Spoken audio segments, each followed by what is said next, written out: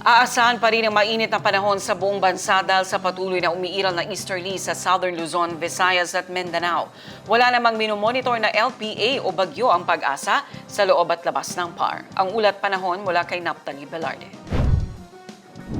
Sa weather bulletin mula sa Pag-asa, makikita sa ating iWeather Center na asahan ang mainit na panahon sa buong bahagi ng bansa dahil sa patuloy na umiiral na easterlies sa Southern Luzon, Visayas at Mindanao. Samantala, walang minomonitor na LPA o bagyo ang Pag-asa sa loob at labas ng Philippine Area of Responsibility.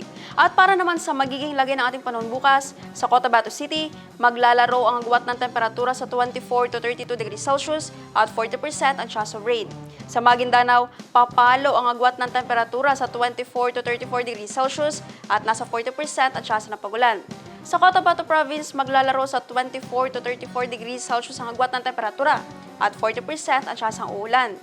25 to 34 degrees Celsius naman ang magiging agwat ng temperatura sa Davao City bukas at 40% ang chance of rain.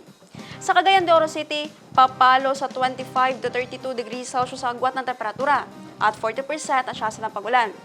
24 to 34 degrees Celsius naman ang magiging agwat ng temperatura sa Zamboanga City bukas at 40% ang chance ng ulan. Ang Lanao del Norte ay papalo bukas sa 23 to 29 degrees Celsius ang agwat ng temperatura at nasa 30% ang chance ng pagulan. Habang sa Lanao del Sur naman ay makakaranas ng 18 to 25 degrees Celsius ang agwat ng temperatura at 40% ang chance of rain. Ang araw ay sumikat kaninang 5:38 ng umaga at lumubog ng 6:11 ng gabi. At yan ang latest mula sa ating iWeather Center.